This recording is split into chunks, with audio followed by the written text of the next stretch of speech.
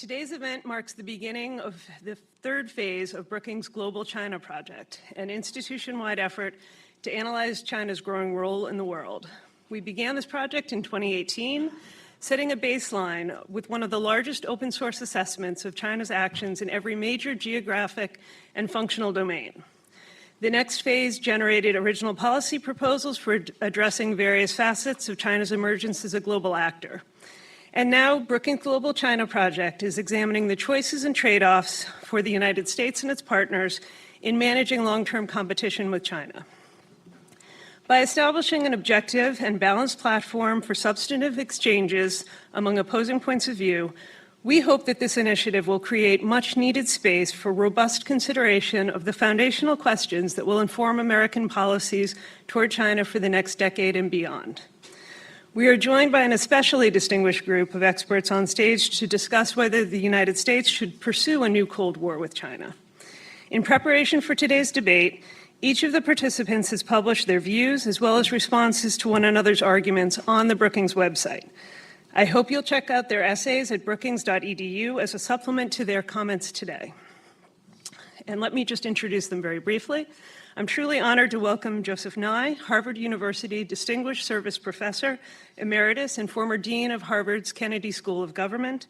He's held many roles in the U.S. government, including as Assistant Secretary of Defense for International Security Affairs, Chair of the National Intelligence Council, and Deputy Undersecretary of State for Security Assistance, Science, and Technology. We're also joined today by Jessica Chen Weiss, who is the Michael J. Zak Professor for China and Asia-Pacific Studies at Cornell University. She's also served in government as a senior advisor to the Secretary of State's policy planning staff, and she's the author of Powerful Patriots, Nationalist Protest in China's Foreign Relations. Matt Turpin is a visiting fellow at the Hoover Institution. From 2018 to 2019, he served on the U.S. National Security Council as Director for China and as Senior Advisor on China to the Secretary of Commerce. Patricia Kim is a fellow here in Brookings Foreign Policy with joint appointments to our John L. Thornton China Center and our Center for East Asia Policy Studies. Patty is an expert on Chinese foreign policy and U.S.-China relations, and she co-leads our Global China Project along with our Director of our China Center, Ryan Haas. I'll shortly turn the microphone over to Dmitry Sevastopoulos, a U.S.-China correspondent for the Financial Times, who will moderate our discussion here today. Dmitry has reported from Washington for over a decade and also spent considerable time in Asia, including as the FT's Asian news editor. Let me just thank the Ford Foundation for their support, which has made our Global China Project possible. We're grateful that, like all of our donors, the Foundation respects Brookings' research independence, which is sacrosanct. Today's event reflects only the views of the participants and the speakers themselves. A final reminder that we're on the record and streaming live, so please send your questions to events@brookings.edu or on social media using the hashtag GlobalChina. A question and answer session will conclude the event and staff will come around the room with microphones. Now over to you, Dmitry.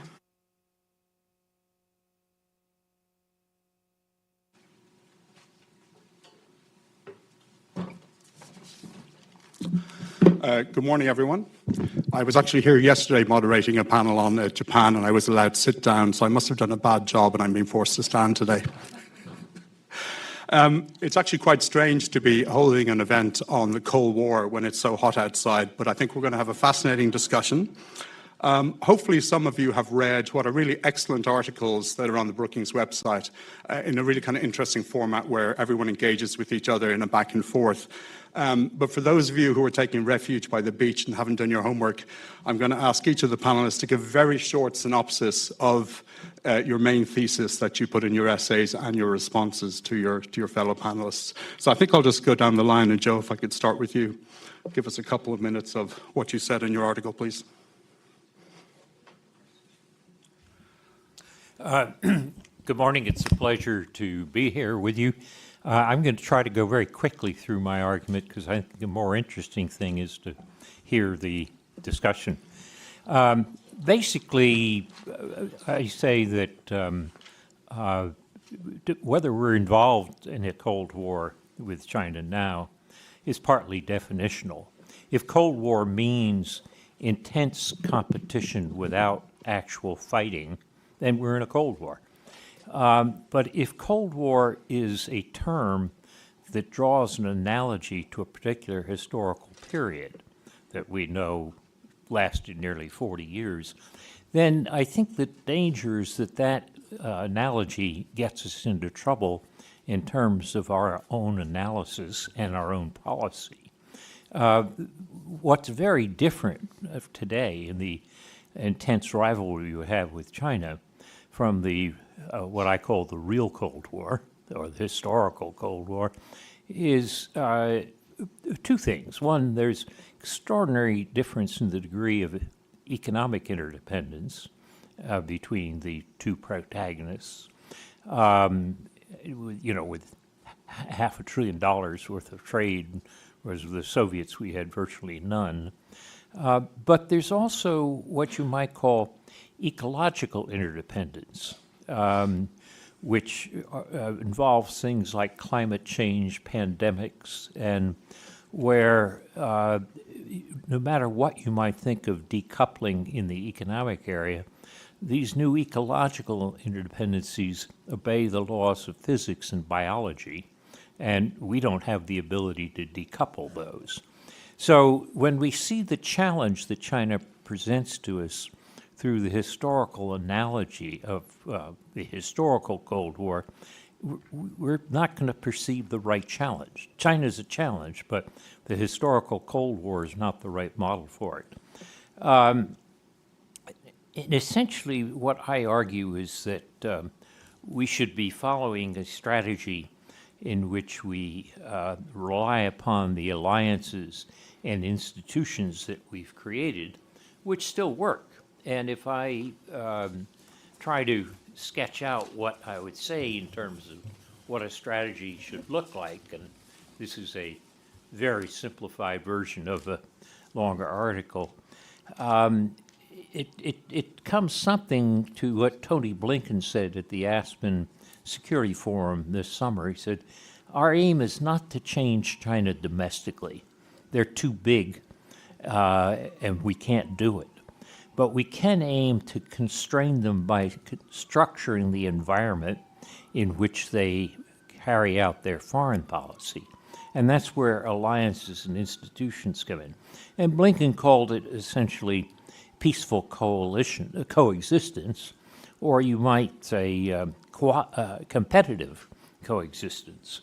The question of whether this is feasible or not, I argue that in fact the United States has a stronger position than China in the balance of power in the competition. I won't go into all the details, but we benefit from geography, from energy, from demography, and technology. And there's more we could say to that as well, but I won't in terms of time. So in my conclusion, I would say that a misguided strategy would try to mimic the traditional historical Cold War, and that what we should be aiming to do is to manage this relationship so that we avoid a hot war, cooperate when possible, and marshal our own assets to compete successfully. And that means shaping China's external behavior. Strengthening our military power of deterrence is welcomed by many states in the region. They want good relations with China, so the old-fashioned economic containment of the traditional Cold War is not feasible, but they don't want to be controlled by China, which means that they're quite happy to see significant American military capability, which helps protect them against bullying for China. So that's a short version of a somewhat longer argument, but I must say, if you like historical analogies, I mean, some people always want an historical analogy, and I would say don't pick up the historical analogy from 1940s Europe, which is the historical Cold War. Pick up an analogy from 1914 Europe, in which the major powers blundered into something which was far worse than they ever expected. Great. Thank you very much, Joe. Patricia? Well, thank you very much, Dimitri. And I just want to first say that it's a real privilege to be a part of this discussion this morning and to have here with us Joe, Matt, and Jessica. And I also want to thank Jessica's co-author, Una Zhou, who's not here with us today on the panel. But you guys had really terrific written contributions to this debate series, and I'm looking forward to what I'm sure will be a very engaging conversation. I'm just going to very briefly lay out some of the main points that I make in my opening statement for this essay series, and then unpack the rest of it throughout the panel. And so first, in my essay, I make the case that it's natural for the United States and China as the world's first and second largest economies, as the top military spenders, as leading innovators, and as great powers who seek influence and leadership on the global stage to be in vigorous competition for the foreseeable future. But what I don't believe is that the parameters and the nature of this competition are fixed. And I make the case in my paper that we could find ourselves sliding increasingly into a debilitating rivalry, or we could strive for a more productive coexistence. But this trajectory is not predetermined, and it will really depend on the political will, on the efforts of both sides. Now, to be sure, the United States and China have many fundamentally conflicting interests and values. Our political systems are different. We are competing across the economic, technological, and military and ideological domains.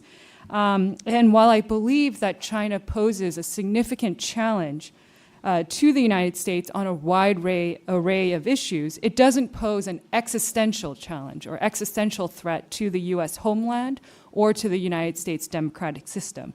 And neither does the United States pose an existential threat to China. And I'll unpack this further as we get into the discussion. For this reason, though, I don't believe that the United States and China are destined to be in a state of hostility across all domains today, nor in the future. And I do, in fact, believe that we have overlapping interests, just as Joe talked about ecological shared challenges. We have an overlapping interest, for instance, in a stable global economy. We have an interest in not stumbling into a military conflict. We certainly have a daunting list of transnational challenges like tackling climate change, nuclear proliferation, creating safeguards for emerging technologies, all of which cannot be addressed without the active participation and cooperation of the two great powers. Now, of course, the fact that we share common interests and challenges doesn't mean that we see eye to eye on how to resolve these issues. And there are certainly areas where the disagreements are particularly sharp and dangerous, such as when it comes to Taiwan, for instance. And so it will take a combination of intense deterrence and intense diplomacy to responsibly manage these differences and rise above just a baseline of preventing conflict to actually making progress in areas of mutual interest. Finally, I make the case in my paper that as the United States and its allies flesh out our respective strategies towards China at this critical juncture, assessing precisely what kind of threats that Beijing poses and does not pose, and adopting a surgical, multidimensional approach rather than a sledgehammer of full-blown containment that brings us back to the actual Cold War of the 20th century is the best way forward to deal with the complex challenges and opportunities that China brings to the table. But let me stop here and pass it to Matt. Thank you. Well, thank you. First, I want to thank Ryan for inviting me to participate. Really appreciate it. And I really enjoyed the interactions that I had with my fellow panelists, and so glad to see Dimitri as our moderator today. Maybe I'll just sort of briefly kind of go through sort of my basic argument as I sort of work through this. First of all, the United States and the PRC are already involved in a Cold War. And I agree with Joe's sort of definition of an intense rivalry in which you compete in sort of all domains and you seek to avoid direct conflict. And I think that concept of a Cold War, I look back to sort of George Orwell's sort of initial definition of Cold War, which he wrote in the weeks following the first droppings of atomic weapons, and was really an observation that the introduction of atomic weapons created the conditions in which the possessors of those things made themselves unconquerable, and that it pushed that competition and rivalry between countries into other domains as each side seeks to achieve its outcomes and protect its values while also avoiding direct military conflict with each other. And I think that's indicative of the situation we find ourselves in today. I think it's important to kind of keep in mind what Michael Beckley just sort of recently argued in a foreign affairs piece, that the United States and the PRC are enduring rivals, that this rivalry is sort of with us and has been with us for a long period of time. We have sought to sort of paper over that and find some ways to be able to sort of come to a sort of a mutual agreement, and we should be very honest with ourselves. We have not been successful with that, and it is unlikely we are going to resolve our differences anytime in the near future. I think it's important to keep in mind, and I think I believe completely that the leaders of the Chinese Communist Party view the United States and the values that we represent as an existential threat to their rule. That's how they view the world. And it creates for us this very difficult situation. Our efforts to bring them into a liberal-based international order is fundamentally seen by the party as a threat to their continued existence, because it is. For them to become a part of that system, it does mean that they give up power and they surrender it. And I think that's very clear that they view it that way. Lastly, I agree with Joe that a 1914 blundering into a hot war is absolutely something we should be avoiding and be sort of thinking about in the back of our minds. It's why I largely conclude that our least worst option is a Cold War. It's to avoid that direct military conflict. It's to think about how do we shape the international system in such a way over a long-term rivalry to create systems that advantage us and disadvantage our rival. And I think that's kind of how we should look at this. And I understand there are risks and there are very real costs that come with that. But to think that we can sort of sidestep this rivalry and paper over it, I think is really a bit of magical thinking. And we need for the American people to kind of come to grips with the challenges that they're really facing in the world, rather than thinking that there's an easy button out of this. Thanks. Thank you. Jessica. First of all, let me join my fellow panelists in thanking Patty and Ryan for organizing such a thoughtful conversation on such an important topic. So I think we can all agree that avoiding war is the base case for success, but I agree with Patty and Joe that we will still collectively lose if that is our only objective. And I find the Cold War analogy or metaphor problematic because if we assume inevitably a comprehensive state of hostility across all domains, we default to defining competition between the United States and China in zero-sum terms, where we measure success in our ability to thwart China and interpret any benefit or advantage to China as a loss to us. And I think this is a deeply damaging and reductive approach that neglects the fact that the United States and China and the world still have a lot of overlapping interests, even as we have deeply diverging ones in other areas. And in particular, I think I want to commend Representative Meeks, who I think was right when he wrote that the anti-China panic on Capitol Hill and in some parts of Washington is distracting us and weakening us. A strategy that's focused primarily on keeping China down and out will alienate us from our allies and partners, and perhaps more importantly, reinforce the chilling effect already being felt on the United States' ability to attract and retain talent and innovation here in the United States, including productive collaborations with Chinese firms and scientists that will make, for example, the green energy transition possible. What we need is a framework for thinking about China that balances not only the costs and risks, but also the benefits and opportunities of some degree of continued integration. But this is not what the Cold War diagnosis, I think, implies. And what I have not yet heard, what a Cold War diagnosis implies for our strategy, other than a reflexive effort to thwart the other side across every region and in every domain, sometimes including efforts to increase the pressure on their domestic system in hopes perhaps of some kind of regime transformation or just to distract the CCP from projecting power abroad. And I'm afraid that such a strategy, which has not yet, to be clear, has not yet been adopted, but I think some would like it to be, I think would only increase, not decrease the danger and damage to American interests, both in terms of our own ability to lead affirmatively and also what kind of behavior it might provoke from China in return. So briefly, I think Matt and others here believe that it's the CCP's insecurity that has inevitably led to this juncture, and there is no hope of mitigating or escaping it. But just because the other side is digging a hole, as I believe Ryan once wrote, does not mean that we should wrestle them for the shovel. We can acknowledge that there are certain elements inside China that see the United States liberalism as a threat to the survival of one-party rule in China, without ourselves declaring that the CCP is an existential threat to democracy or life as we know it in the 21st century. The intensity of ideological competition and fears of subversion can wax and wane, both in China and here, depending on the choices and behaviors by government leaders. So differences between our two systems, while definitely a source of risk and corrosive harm, do not have to become existential if leaders on both sides choose to manage these differences judiciously, and in particular avoid more flagrant efforts at subversion or regime change. So in concluding, as just to finish with this, we should not out-China China in pinning our political insecurities on external forces. The most important thing we could do is to get our own democratic house in order at home and renew our enduring strengths, particularly our openism, our dynamism, and inclusiveness as a democracy here at home.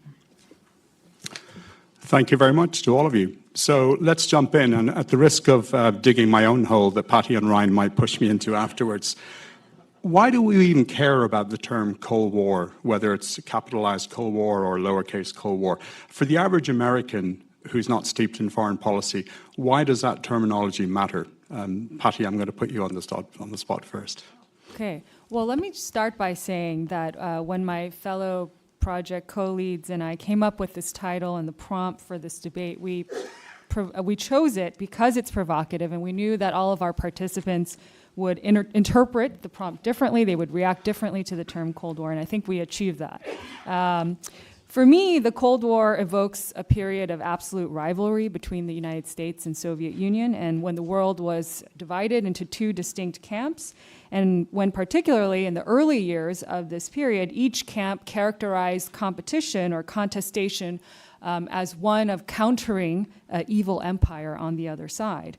And I find that framing the current era of US-China competition in such stark terms has significant implications for policy. And I think Jessica just made a very compelling case for why that is. And so it worries me that, that if the United States, if the American people or Chinese citizens were to start using this framing, this would leave no room for any kind of practical coexistence and put unnecessary limits on the US-China bilateral relationship to the detriment of American, Chinese, and global interests. So I think it does matter and it's important. Matt, would you agree with that? I mean, I guess I have a slightly different sort of interpretation of what we would think about as a sort of a Cold War condition or a Cold War. I mean, I view our experience with a Cold War as a successful way in which we manage enduring rivalries between two great powers, that it's a way to avoid direct military conflict. And I would, I think that it's a bit wrong to characterize it as all-encompassing and zero-sum.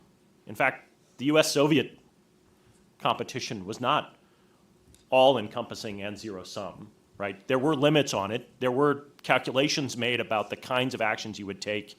There was an effort to achieve a degree of strategic stability between the two countries. It was simply a recognition that we probably couldn't resolve our differences through simple negotiation, and that it would be better to manage that competition through avoiding direct military conflict while also seeking an advantage over time.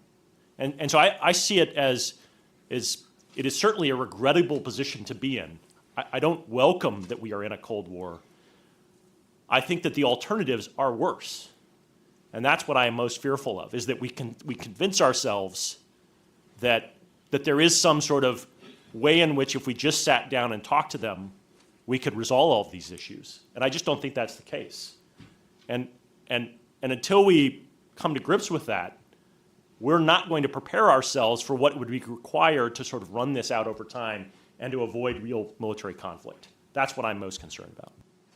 So, Jessica, can I ask you to kind of play devil's advocate there? I mean, let's assume for a second that we are in a Cold War, which is not what you're arguing. What does that then mean for U.S. policy towards China? Thanks, and I think that, I'm very, gladdened to hear Matt sort of go beyond the usual way in which the Cold War is invoked to say, well, there can't be any kind of, for example, even diplomacy is somehow zombie engagement or appeasement. So the fact that we can potentially sit down with Chinese leaders just as we did with Soviet leaders and work out some kind of, rules of engagement, kind of informal rules of the road, that's an optimistic view of the Cold War. And I would say that we should, that if we get to that, that's fine, but I think we ought to aspire to more, and in doing so, make that perhaps more likely. I think the problem here really is that most people, when they talk about the Cold War, don't do so in such measured and optimistic terms. I think they really do use it really as a way of shutting down alternatives. And even though on the one hand, I think, Matt, you've talked about ways in which there can be diplomacy, on the other hand, I think in the next breath you also talked about kind of just if we just sat down. That is not the position of those who are arguing, I think, like Patty and I, that the deterrence ought to be coupled with diplomacy. Diplomacy is not a gift to the other side, but a means for communicating credibly. If China does X, we will do Y. If China doesn't do X, we will not do Y. That's what diplomacy is about making credible the choices that China faces and the consequences for their actions. So to me, these are not separate strategies, but actually ought to be paired more. And I think when we sort of paint this as a Cold War, and again, this is not what you're doing, but I think what is suffusing, the public conversation is this idea that any kind of dealing with China, whether that's diplomatically or commercially or scientifically, that somehow there is a taint there. That is an evil empire, and we want nothing to do with them. As long as they stay on their side of the ocean, we'll be fine. But frankly, the global challenges that we face, that's not a realistic possibility. We will fail to address those global challenges, even the ones our part in solving them, if we don't recognize the deep degree of continued interdependence, even as we, and I'm not saying we shouldn't, also try in a responsible way to protect national security interests in a tailored kind of scalpel-like way, as Patty mentioned. Great. Well, let's jump beyond the actual term Cold War for a second. Patty's just confirmed that think tankers are just like journalists. They're looking for headlines and controversy. Let me ask one of the kind of key questions that I think underpins the debate, depending or regardless of which side you're on, is whether you believe the US and China pose existential threats to each other. Matt, you said that China or the CCP and its leadership views the US as an existential threat. Do you view China as an existential threat to the US? And then if we start there, and I'll ask everyone else to jump in as well on this. Well, I think we should view powers that have significant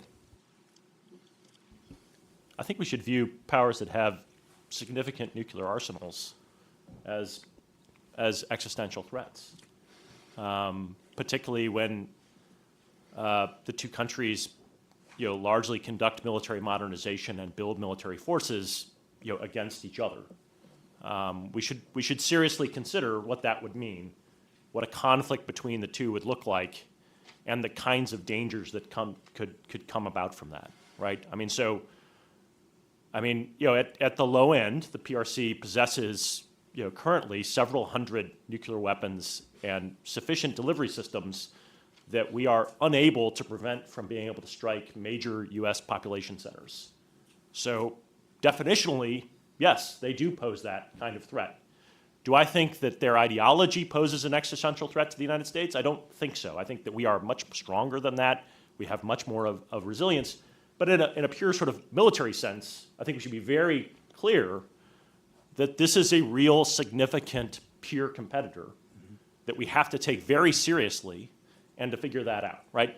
Now, I do believe, and I will state again, I do think that the party does view the United States as an existential threat. And it's kind of clear that is how they have viewed, it's how they interpreted our strategy of engagement as essentially peaceful evolution that would bring about the end of the party and bring about the kind of political liberalization. Now, there are certainly folks on our side. So you mean a threat to the party as opposed to the country? Correct, yeah. And which of course the party will conflate the two together, right? That of course the only success of the country can only come about through the leadership of the party.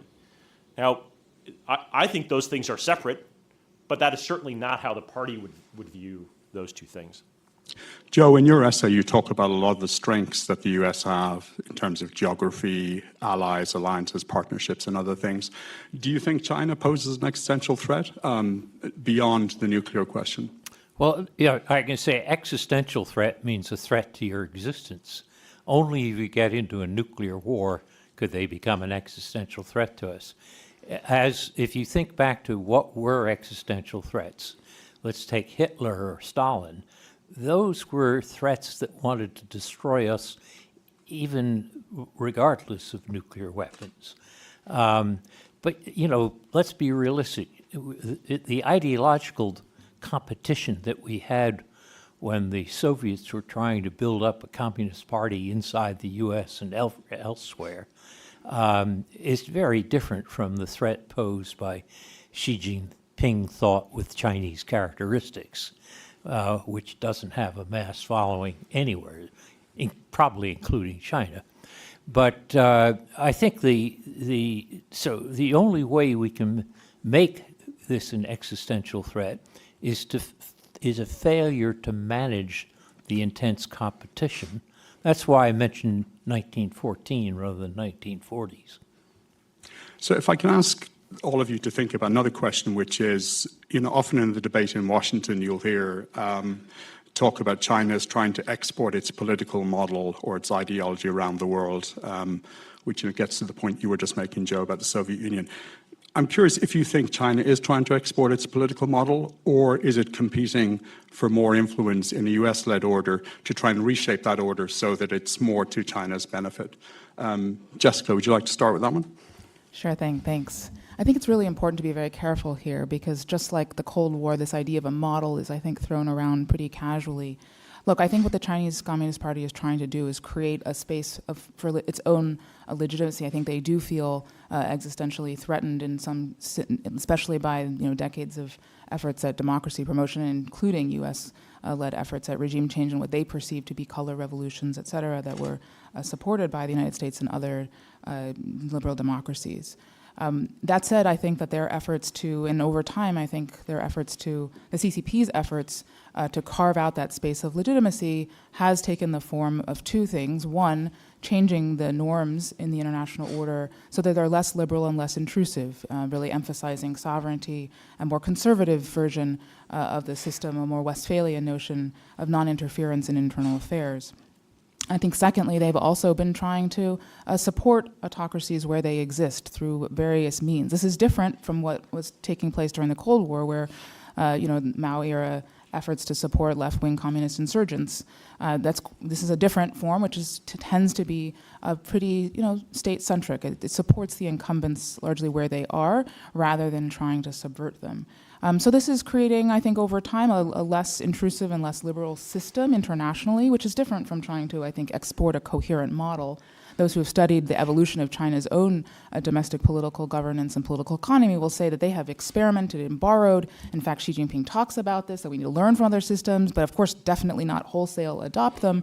I think that what you could surmise from what the CCP is doing by talking about how others can learn from, Chinese lessons and solutions is something of the same, which is, you can, a la carte, take from China's experience the lesson that you don't need to democratize to develop, for example, or, you buy their surveillance system or whatnot, again, strengthening the incumbents where they are, but not necessarily coercively, putting the thumb on the scales of who it is that is ruling that country. Now, of course, as Patty noted in her piece, Taiwan is a significant exception, but that, of course, is not sui generis in terms of how the CCP looks at other territories and systems across the world.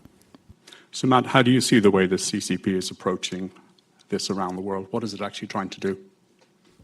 Yeah, I mean, a lot of this is forward-looking. So we've seen a pattern of behavior, which is, and I agree with Jessica, to strengthen autocracies where they currently exist and to provide them with the tools So they don't succumb to sort of liberal democracy, and they're able to sort of hold on to their power. And I think we then have to look into the future of what this looks like as Beijing continues to gain power and influence. Does it stop at that, or does it continue to sort of move on, right? So how would Beijing feel safer in the world? It would likely feel safer in the world in which it has more regimes that generally share its worldview, that sovereignty is the only way to be able to look at these problems, and that they largely back Beijing inside the issues that they care about. I think Beijing's strategy is about undermining a key American strength about how do you form alliances and partnerships around the world to sort of advocate for a liberal international system in which various folks share power. And I think Beijing would much rather prefer to be in a system in which they establish their own bilateral relationships where they are the dominant power and then can dictate those sort of outcomes. And that's a world, it's an international order that I think we should be very clear to ourselves would be very hostile to sort of our interests. And so I'm looking out into the future of how this unfolds, and I'm very concerned with how this plays out, that we do actually have the sort of the nascent competition of systems that will play out over time. Mm-hmm. And therefore, we should be quite prudent about the actions we take now to ensure that we have the kind of position that we want to have in the long term. So one thing I'm curious about is when you listen to politicians on Capitol Hill, you get very stark statements about the U.S. cannot lose to China. The U.S. needs to make sure China doesn't win. But we had a question in advance from Professor Wang Jise from Beijing University who says, what is the end state of U.S.-China strategic competition? And I would just add, whether you call this a Cold War or not, are the two countries, U.S. and China, not just locked into perpetual competition with no end in sight, as Michael Beckley said with the phrase enduring rivals that you mentioned earlier, Matt. Joe, would you like to tackle that? Yes, let me, before I turn to Jise's question, let me turn to this Beckley article in Foreign Affairs, which there's a lot in it I agree with, but you greatly oversimplify things, as he does, that you have enduring rivals. So it's either or. The problem with this article is there's no middle. It's all either or.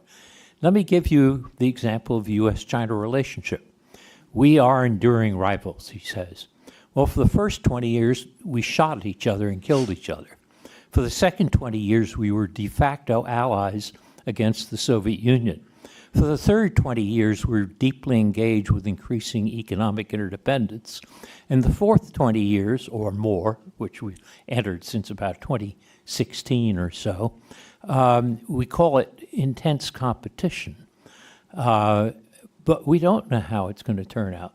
To my mind, Blinken's point about competitive coexistence is not a bad answer to Jise's question. But the idea of, if we get into the pattern that Beckley has of enduring competition, I've just told you 4 very different types of, in quotes, enduring competition. And certainly some of those are better than others. Patricia, would you like to jump in on that? Sure. And before we get to that, if I could just comment on the previous conversation we were having about whether the China views the United States as an existential threat.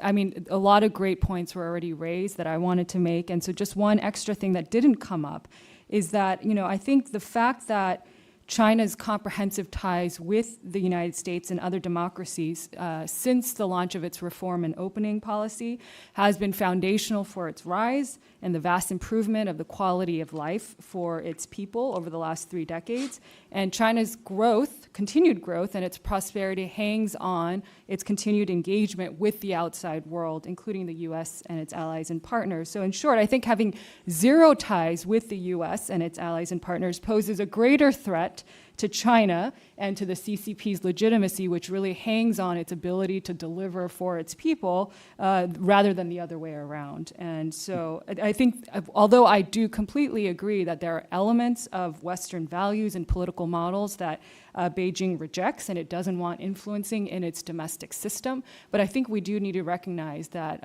there's a great benefit for China to remain engaged with the West. And so that's something, and that's something that I think all Chinese people are aware of, if they've just watched where their country has gone over the last 20, 40 years, and that Chinese leaders know as well. Now, in terms of what is an end state, or what should we be aiming for in this U.S.-China competition, I don't think, this question is raised often in a lot of discussions, and there is no sort of crisp, perfect answer to it. I don't think there's some ideal endpoint that we could describe and say, oh, this would mean that the US had prevailed or China had prevailed. I think it's easier to define what we should avoid, and these would obviously include a military clash that results in the loss of human lives, an unbridled arms race that strains resources and leaves us all less secure, the failure to jointly address preventable climate and global health disasters, the dissolution of people-to-people ties, many of which have benefited both countries. But frankly, I think given the state of US-China relations, simply preventing such developments would be counted as great success. Now, how can the United States and China chart a way towards a more promising near to midterm future? I think a good starting point would be for both sides to accept and to realize that the outright defeat of either side, in which one side capitulates to all of the other demands, is an unrealistic goal. We've never had this in the US-China relationship. However you break down the different phases of the relationship in different 20 years, we've never had this. I think rather we should aim for a stable, rational, sportsman-like competition that doesn't veer into conflict and rises above zero-sum thinking, so that we can start to address common global challenges. And I think this is where I would agree with Jessica, where it's really important for both American and Chinese leaders to firmly establish within their domestic audiences and to each other that there's no reason why competition has to be existential. There's that diplomacy is not a dirty word, that it's not a concession to the other side, and common sense interdependence is essential for both sides. So let me stop there. Matt, looked like you wanted to comment. Yeah, I think I think there's a sentence that sort of expresses the objective that we're trying to achieve, and that comes from the Biden administration's February 2022 Indo-Pacific strategy. And I'll just read it for you. Our objective is not to change the PRC, but to shape the strategic environment in which it operates, building a balance of influence in the world that is maximally favorable to the United States, our allies and partners, and the interests and values we share. That's the objective we're seeking to achieve. I agree with that. I think that as we think about what that looks like, the unstated thing in that sentence is that is an international system that is not favorable to Beijing. And we should be very mindful about what that looks like, and we should prepare ourselves for the real competition that it's likely to unfold as we seek to achieve that objective. Like, that's in our interest to do so. I understand there are dangers and risks that come from that. But of course, we do have an example of a really enduring rivalry in which one side capitulates and walks away from this. It would be the one Cold War we do actually have an example of. I mean, it has obviously not yet happened in the Sino-American Cold War, but it certainly happened in the Soviet-American Cold War. That's how it ended. So it is not unreasonable to expect that that is the kind of outcome that you could have. So if we assume that, as Patricia says, a kind of a successful goal is to avoid a lot of bad things happening, and if we accept that the Biden administration's policy is that you can't really change China at this point, it's too strong and powerful, and that you need to shape the international environment. If each of you was testifying before Congress as a Biden administration official and was asked to give one example of where the Biden administration strategy is succeeding in terms of stopping China from doing something by shaping the environment, can you each give me one example of what you think that might be? I won't put someone on the spot. I'll allow someone to volunteer and then. I'll start. Yeah. Sure. I think that the Biden administration's move to rejoin multilateral organizations that the Trump administration quit or denigrated was a really important part of shaping the external environment. When you leave a vacuum, of course, it invites others to fill it. But that's different from then suggesting that wherever China has influence in international organizations, that is necessarily at odds with American interests, and we must therefore move to block their participation or influence. Because ultimately, at the end of the day, the PRC does also have a vote, and they are, as we are seeing, also investing, as we are, in smaller fit-for-purpose kind of coalitions, smaller mini-lateral organizations, although they're not so mini anymore. And I think one of the real challenges here is that you have a growing kind of bifurcation, a fragmentation, which is not going to ultimately serve our interests. Again, many countries, if asked to choose, are not necessarily going to line up behind the United States, given the reality of China's material heft and influence. And that, I think, will persist regardless of whether or not the Chinese economy continues to slow. I mean, there are, of course, I think, pinning our hopes on the idea of, a kind of a, I don't know, an implosion or whatnot of China as, I think, deeply, nobody here has said that, but I think that the idea that there's really, the Cold War playbook would lead to that kind of success, I think, really understates the challenges that we face in the moment and how dangerous the next decade will be if we resign ourselves to that kind of footing, assuming that, well, because we came out of it okay with the Soviet Union, let's go through those kind of hair-raising near-miss crises once more. But we've seen some examples of Xi Jinping reversing course or changing course domestically. For example, the zero COVID policy, probably the most extreme example. But have we seen examples of China shifting or reversing course internationally because of things that the Biden administration has been doing? Well, I was going to answer your first question. I think just in the last month, the example of the Biden administration's Camp David Trilateral Summit, bringing Japan and Korea back together again, and sort of centering, the concern about both North Korea and the PRC as a centerpiece of that agreement, I think is absolutely it's a great example of what the Biden administration has been able to do. I would argue that their efforts with the Europeans at adopting a sort of a de-risking approach are also indicative of great work that we've seen from them. I think there is still plenty of work to do, and while I certainly understand the argument about how all countries may not simply choose our side, it's also quite clear that as China's power grows and as their influence in the world grows, that increasingly third countries are looking for collective security arrangements to be able to protect their own interests, right? I mean, that's the other aspect of what we see happening. Is that we have countries that are clamoring for American engagement and the ability for the United States to maintain an international system in which it isn't might makes right, but you actually have the rule of law, you have limited government, and you've got those kinds of things that happen in the world so that they can protect their own interests. And so I'm not entirely clear, it's not entirely clear to me that as this unfolds, that what we see is everyone backs away from us because it's too hard, that many of them come to many of their own conclusions that they actually need to band together to deal with a China that is increasingly aggressive on the world stage. Sorry, Joe, did you want to say something? Well, I agree. I agree with what Jessica and Matt said, but let me give a couple of specifics I would use in my testimony. I said we want a strategy which is based on alliances and institutions.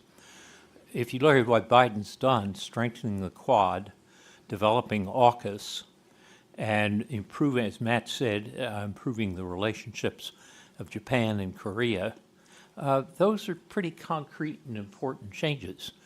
On the other hand, it's worth noticing that the simplistic view that the 1990s and 2000s were all just engagement is not true. We reaffirmed the U.S.-Japan Security Treaty before we ever approached the question of getting China into the WTO because we felt that that was a bedrock. So maintaining alliances is critical. Jessica is also right that institutions matter. And when we vacate from institutions, you leave the standard setting by institutions to the Chinese. I mean, some people would argue that, and this gets a little bit to something that you said, Patricia, you know, China for several decades has put a priority on building its economy, and it has a compact with its people that if the economy is growing, everything will be fine. The question is Xi Jinping shifting the calculus and putting now more priority on national security, and therefore may take certain risks overseas that China, you know, Hu Jintao or Jiang Zemin or his predecessors wouldn't have taken? Yeah, I would completely agree with that. I think Xi is definitely prioritizing national security. It's very plain in all of his speeches and the policies of China. And so, so China is going in that way. I guess, you know, to think about economic interdependence, I think it still has and still continues to serve as an important facet of U.S.-China relations. Even though we're locked in this intense competition, the U.S. and China traded at record levels at $700 billion last year. The United States remains the largest destination for Chinese exports. And so there is a robust commercial relationship here. And now, has that served as a magic bullet to all of U.S.-China differences, or has that prevented China from turning to coercion or weaponizing its economic leverage vis-a-vis U.S. allies and partners? No, obviously not. I mean, that has not been the case. But imagine if China was completely decoupled from the West, if it saw no tangible benefits in maintaining some semblance of ties and stability in the relationship with the U.S. and its partners. I think this would remove any restraints on its behavior and leave us in a much more dangerous position. And so that's one point I would make there. So one thing I want to ask all of you is, and this question came from someone much smarter than me via carrier pigeon, which is that in Washington, you know, all of us are reading the same reports and speeches by the Chinese authorities. So why is the China watching community reacting or reaching such different conclusions about China's ambitions and the proper U.S. response? Who wants to put their hand up first? I'll put mine up. I mean, we all look at it through our own lenses. So, I mean, I think that's just natural. We come at it from our own biases and our own, you know, sort of preconceptions of how this plays out. So, I welcome the variety of views that we have on, you know, even, you know, providing an assessment of what Beijing is trying to achieve and what their speeches say. Like that's, I think actually we should look at that as a strong strength of how we will wage this competition over the long term, is that we'll have a robust debate and continued robust debate about, is there an opening here? Is there been a real change in how they're approaching this? And I am truthfully more than willing that if what we see is a real change, that we should then reevaluate what our own approach is. We should adapt ourselves to what that is. And the only way we're going to kind of see that is through an open debate of how we're looking at this. So it's not surprising to me at all that there are a variety of views on this.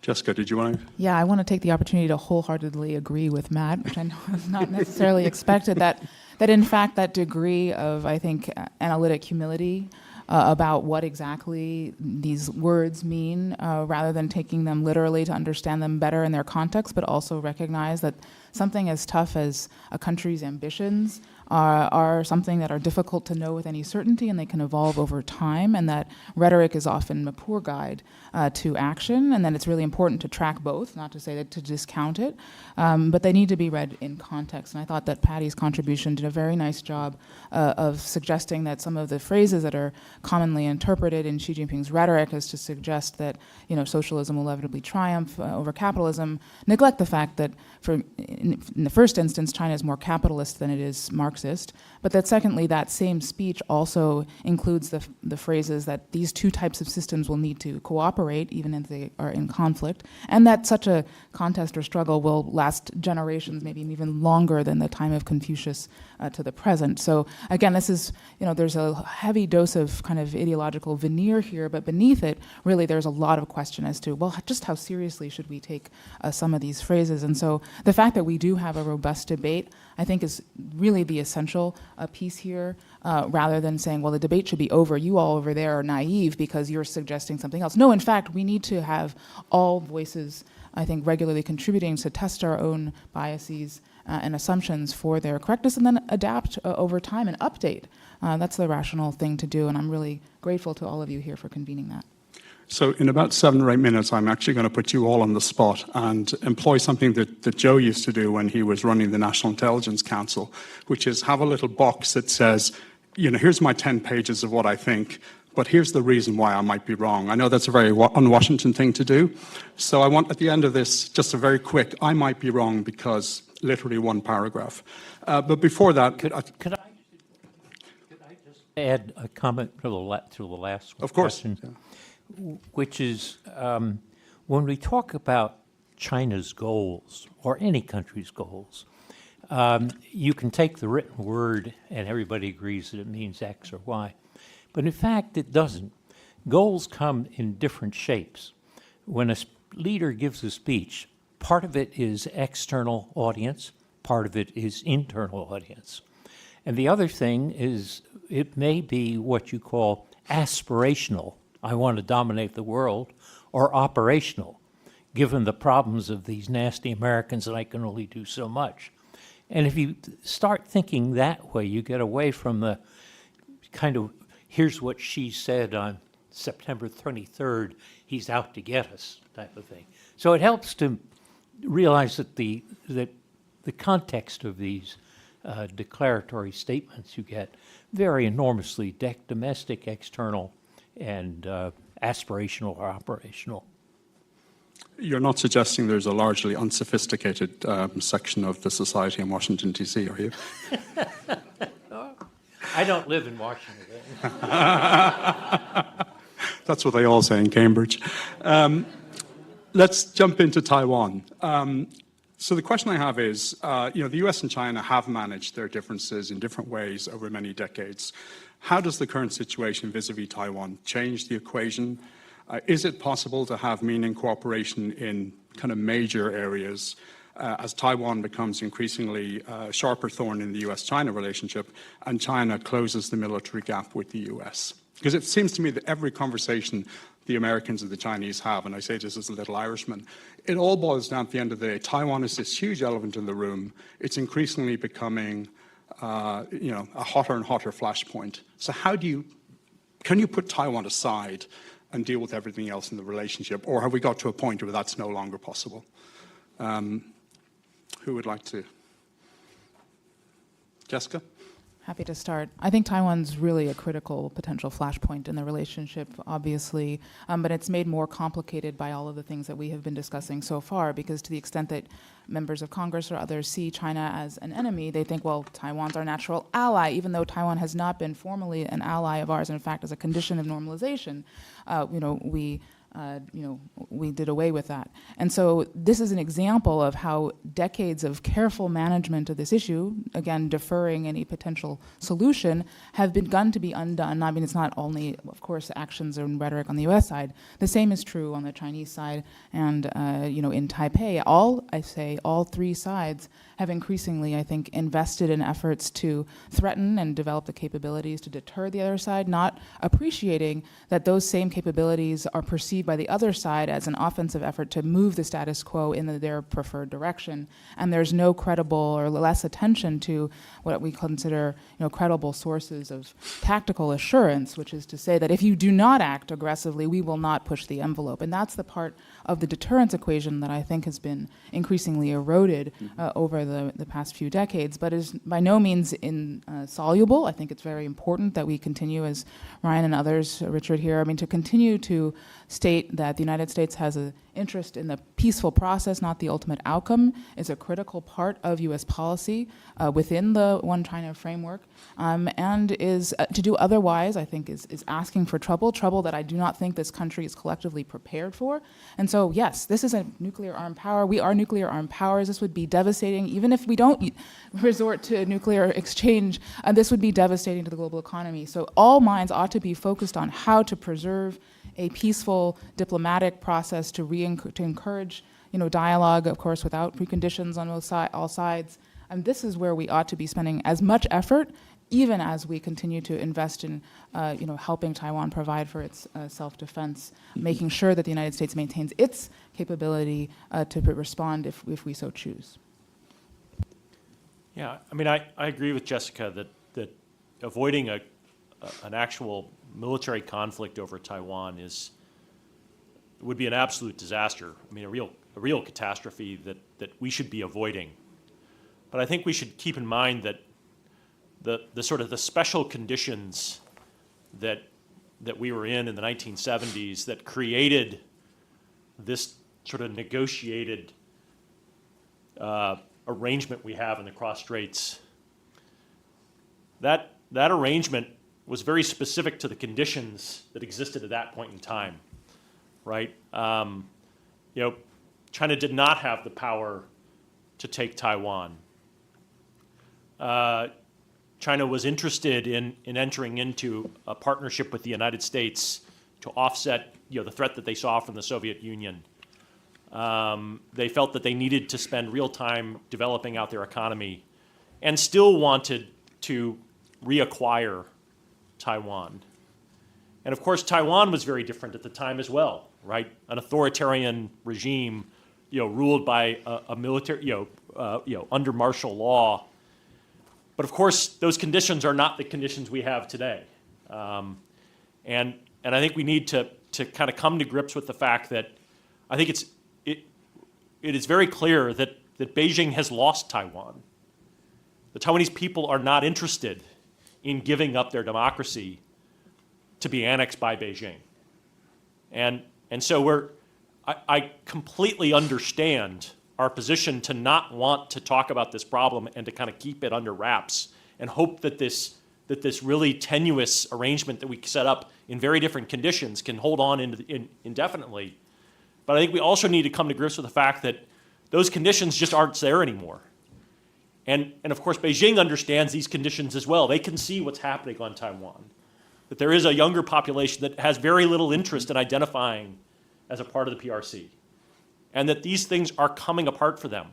And so we should be very realistic that holding on to a policy and a set of things and conditions that no longer fit today is not a wise arrangement. I don't have a good answer for what the new arrangement should be, but we should be very mindful that this is unlikely to sort of, the status quo is unlikely to hold into the future. So I agree with you, Matt, that the conditions have changed. I think without a doubt that China has become much more aggressive in asserting its claims vis-a-vis Taiwan. She has talked about unification with greater urgency. It's not been shy about increasing military pressure. I think this is all very much the case. But I think while the conditions have changed, the way we manage this hasn't changed, and it's deterrence and diplomacy. I think those two elements still remain key in managing this conflict. And standing by our position that the U.S. is not trying to determine the outcome of however the disagreements in the Taiwan Straits is resolved. That's between the Taiwanese people and the people of China. But that what we want is no use of force to change the status quo, and that we expect a peaceful outcome. I think the U.S. position, there really is nothing better than that. And I think to get to that, increasing deterrence with Taiwan, with our allies and partners, so that Taiwan could defend itself, so that we're ready if there is some sort of contingency, is important. And at the same time, diplomatically reassuring China that the United States is not trying to change the status quo or prejudge the outcomes of this conflict is important. And so I think the conditions have changed, but how we deal with it has not necessarily changed. So Joe, if I could ask you just to kind of pull together some of the things that all three of your colleagues have said. So the conditions have changed, as Matt said, but there's also the factor that the Chinese may view things that the US does as changing the status quo. Each country is not always seeing things the way the other does. In fact, most of the times they're not. So how does the US respond to the changing environment, provide more defensive capabilities for Taiwan in a way that doesn't signal to Beijing, we've lost the Taiwanese hearts and minds already, and now the US is giving Taiwan more arms, therefore at some point we have to invade. How do you thread that needle? Well, if you say, what would Xi Jinping love? What's his greatest aspiration? It's the return of Taiwan while he is in power. But what is more important to him than that, it's losing power. And what could be the greatest prospect for losing power? To try to capture Taiwan and fail. That's a threat to him and his control of the party. So when he makes a statement such as, we will be ready, or the military should be ready, PLA should be ready by 2027, there's partly a domestic politics aspect of that. Even though he may aspire to it, it's also for domestic political reasons. There may be a little bit operational in telling the PLA what to invest in, but you have to realize that there's a huge domestic part of it, which means that if we can increase the capability of Taiwan to be what's been called many times a porcupine, and also arrange the other countries like Japan, Australia, which they're now beginning to do, so that they have an interest in the Taiwan situation. And if we can thereby enhance deterrence and avoid poking a finger in Xi Jinping's domestic eye, such as having high-level trips to Taiwan, then I think you can kick the can down the road. But if we have a crisis, we could bring it on by making Xi feel that he has to go beyond his aspirational domestic statements to actually doing something, because otherwise he will lose power at home. Excellent. Okay, I will at the end of Q&A ask you all to play devil's advocate briefly against yourselves, but let's get into questions because we're getting close on time. I see Richard over here on the right, Richard Bush, if we have a microphone, please. And Richard, for the benefit of the two people who don't know who you are in the room, can you just tell them what you do? Richard Bush, non-resident senior fellow at Brookings, happily retired. My question is for Jessica.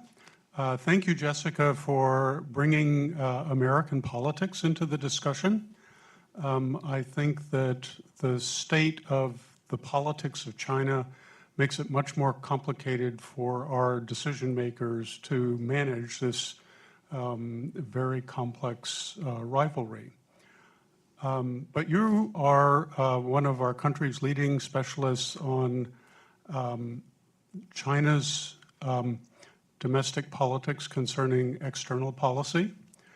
And I wonder if you could comment a little bit on the ways in which Chinese domestic public opinion and also various sectors within the CCP complicate decision-making by Xi Jinping and his colleagues. Yes, of course, sorry. Great, thanks, Richard, for that. I would say that domestic politics and public opinion do play an important role as one factor that the CCP leadership has to consider, but it's one that they have managed, I would say, fairly successfully, which isn't to say that they can turn it on and off at will, but that it does exert some kind of influence, and certainly a factor that they consider, and certainly a factor, especially the nationalism, discourages a lot of what otherwise might be more outspoken intellectuals in China. Not that they fear reprisal from the government, but they fear attacks much worse than ours, even in our kind of toxic system, attacks on social media and even personal threats. But I would say that in the context of China's slowing economy, many have wondered whether or not this means that now Xi Jinping is going to reach for nationalism and perhaps some kind of convenient war or attack to distract the public and rally the folks around the flag. And on this note, I think I'm much more skeptical, mostly based on both the record in international relations scholarship outside of China, but also China's own foreign policy behavior, where, if anything, domestic challenges in China have led to more moderate behavior. Not necessarily, they're still saber rattling, but not a kind of full-on escalation to conflict, even under Mao. Now, of course, this is an area where we could be wrong. The past is not necessarily a prologue to Joe's point, So, this could be different. And what could make it different today? Well, here's something that I worry about, which is, we're not anywhere near full decoupling. But to the extent that Xi Jinping thinks that, well, whatever the ties to the outside world are no longer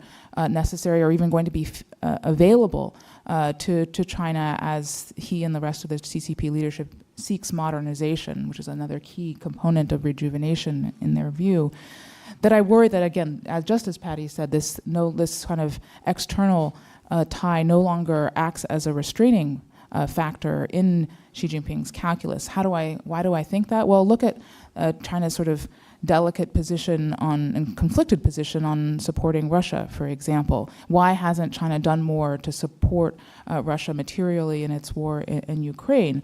I think it really does run through the channel of, well, the China's kind of the agencies and bureaucrats who all are in charge of making China's economy go just recognize just how devastating that would be to China's own interests if they were to go further in sort of sanctions busting and evasion. And so this is a concrete example of how different interests, even within a government led by as personalistic or concentrated a power as the figure of Xi Jinping, still can have some kind of restraining influence on more, I would say, more aggressive behavior. We may say, well, it's already aggressive enough. I would say, well, it could be a lot worse.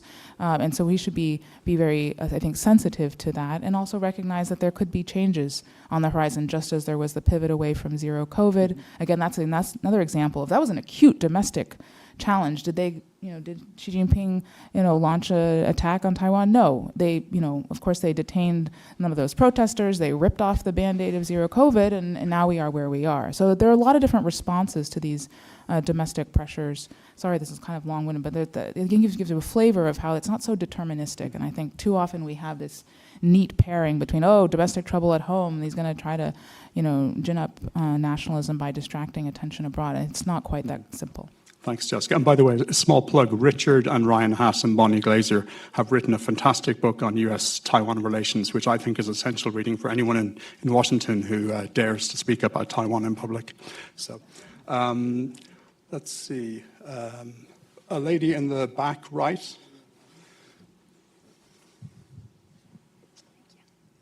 Hi there, my name is Lily Pike. I'm a freelance journalist. My question is for the panel as a whole. We've sort of mentioned climate change today, but haven't talked about it sufficiently, I think. So my question would be, if you look at the relationship between the US and China today and the level of engagement, do you think that's sufficient for the world to adequately tackle climate change in the coming decades, as we need to increase our climate targets and increase transparency between countries about meeting those goals? Thanks. Who would like to take that? Jessica? Happy to offer some thoughts, which I think that too often we see climate change as something that the United States and China have to kind of cooperate at the government level, and that, I think, could do something. But I think more concerning is the challenge posed by suspicions of, for example, licensing technology from CATL, a Chinese EV battery manufacturer, that Ford, came under such suspicion in Virginia, and then there's this kind of political backlash to, again, working with in any way, Chinese firms that I think really is going to hobble our efforts to, green our economy at kind of a cost that we can afford at a speed that we need, and that going forward, efforts between the United States and China to, for example, co-finance, green infrastructure around the world. There's areas where we could do a lot more to tackle some of these kind of short-acting climate gases where, some of this technology is not yet ready for market. So there are areas where I think the kind of collaboration, whether it's sort of big C collaboration or just small c collaboration, I think is really vital to recognize that these forms of cooperation or collaboration exchange don't have, are a risk to national security. If anything, not getting this right will have worse consequences for our security and livelihood. Matt, you were nodding as well. Yeah. I think we should acknowledge that the energy transition is already deeply, deeply tied to this geopolitical rivalry. I think to pretend that it's somehow separate and that this is something we can cooperate on, and then there's going to be the rivalry. Energy transitions are inherently rivalrous as conditions change and where people get their energy from. Those things change, and folks seek to gain a set of advantages in this. I think we should just view this as it's going to unfold. Our policies around climate are going to unfold in the backdrop of this geopolitical rivalry. And we are going to be muddling our way through this. I suspect we're going to have to spend much more time on mitigation and adaptation. We are unlikely, I think it's very clear that both Beijing and Moscow are more than willing to encourage that the Global South doesn't limit their own development so that we achieve those kinds of climate goals. We're going to see that unfold, and it's going to be quite contentious. I'd like to take one question that came in online from Paul here, who asks, will domestic politics in Washington and Beijing allow the two governments to pursue the kind of policies that would be necessary to avert a US-China Cold War? We've talked, or Jessica has talked about Beijing. Joe, could you talk a little bit about the role of politics in Washington, given that we have an election next year? Well, the point is very important that anytime you assess foreign policy, you have to think about the domestic context as well as the international context. So let me answer the question by giving a very minor but important example from the last exchange. Matt is right that the overall context of U.S. geopolitical rivalry will affect the ability to cooperate on climate. Wang Yi said the same thing a year ago when John Kerry was slated to visit Beijing. And he says climate cooperation cannot be an oasis in a desert. So that connection is always there. And that would lead to things like not importing Chinese solar panels, though they might be good for both of us in the ecological sense. There's a rivalry in there as well. But there are levels at which the domestic politics can be even more pernicious. Jessica's answer mentioned the importance of relatively low-level scientific exchange between Chinese and American scientists. I happen to have some colleagues who were involved in that. They say that it's extraordinary how good the conversations are on the technical and technological aspects of climate change. Well, this Congress is about to try to get rid of the umbrella agreement, which supports U.S.-China scientific exchanges on the grounds of national security, even though it really doesn't have serious national security threat problems. So these are just a couple of concrete examples related to the previous question of how domestic politics determines much of what we do rather than national interest as viewed externally. And I think we have time for one final question. The lady in the second row in the middle. If we can get a microphone. Sorry, up here. Thank you.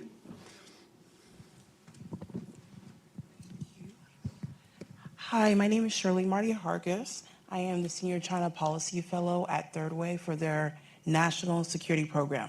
And so I appreciate all of the comments that I'm hearing as I'm listening, especially thinking operationally. So I appreciate your point, Dr. Nye, about separating operational from goals and aspirations. And so speaking to domestic politics, I know often we hear many strategies and objectives around how to approach a variety of challenges within the U.S.-China competition. But as I was listening, I was right. I noticed that, Patricia, you mentioned that, okay, I shaped this title a certain way because it would then encourage everyone to think about share the lens through which they think about Cold War. And Matt and Jessica, you two ended up seeing some cohesion in terms of your points as well regarding, I think, also Cold War. And Dr. Nye, you had mentioned enduring competition. And so when I heard all of that, eventually I was thinking, what would it take to operationalize reaching the goal of understanding, if there's a goal about this, understanding what these terms mean? Because I think we're not in lockstep regarding how we define these things. And that is, in my opinion, the foundational problem. So how should the administration operationalize, or? Yes. What are the operational approaches that one would take to reach that objective for us all to be and much more of the same understanding about what how we use Cold War. What does strategic competition mean, Okay. et cetera, et cetera. Who would like to tackle that? Matt? I can start. I mean, I think it's this, the fact that we have different definitions for terms, the fact that there are areas where we do have overlap of things we agree on, and then there's areas where we don't agree. I mean, again, I see this as indicative of how our democracy works, right? This is how, there isn't as if there was going to be a decree that this is the only definition of Cold War that everyone has to use, and therefore all discourse about it has to comply with this, or strategic competition. We're going to have continued disagreements. I mean, I'm a historian. I'm an American historian. We still have deep debates about very real issues in American history over debates about what the terms mean and how again, that's how our system works. We shouldn't be surprised by that we haven't come to consensus. What I think how we start to operationalize it is that there are elements of it that start to come out, right? So, I mean, I think there's an agreement that we have to pursue some degree of deterrence, right? And then we should probably think, okay, so now we can have an argument about what is that level? What are the specific things we need to be deterring on? I also agree that we need to have an open diplomacy with Beijing. The same as we had with the Soviet Union. I mean, it was not as if US and Soviet leaders never met each other. They had numerous summits through the entire Cold War, and you have to keep that diplomacy going. We had embassies in each other's countries, just as we have now. And so those things all have to stay in place. I think we have arguments about what should be our priority, what should be accentuated, what should be downplayed. And those are fair arguments, right? Because we're talking about sort of future activities. Therefore, there is no clear answer on how you do this. The process of having this discussion, the reason why I think this is so valuable, is that by framing it in this context of how do we talk about a Cold War, I think it centers us on that this is actually an important problem for us to focus on. And therefore, we must have these conversations rather than ignore them and hope that they'll just go away. Because I don't think that's going to happen. So we're basically out of time. So Joe, I'm going to ask you, if you were one of your analysts at the National Intelligence Council, what would your own caveat be to your own argument? I might be wrong because... in the box I would put in that I assume that in domestic politics we're going to have a regime which maintains American alliances. And in the region of East Asia, I assume that we managed to kick the can down the road on Taiwan. If we get into a war with Taiwan, ignore everything in my estimate. We're going to then be in Cold War and more. And if we have an election which produces an American government which says we can weaken or draw back from our alliances, then everything that I've said about a strategy has to be rethought. Patricia? So I want to thank Matt for that last plug in this exact type of conversation, and we have many more debates coming. And so we're going to do exactly that, sort of interrogate how we think about important concepts and how we think about the trade-offs and the knock-on effects of policies that the United States takes in this critical moment.